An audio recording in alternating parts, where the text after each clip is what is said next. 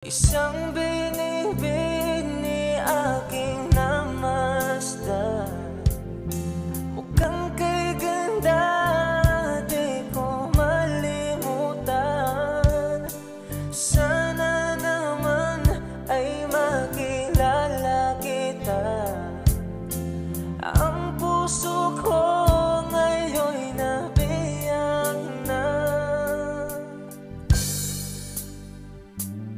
Sa tuwing nakikita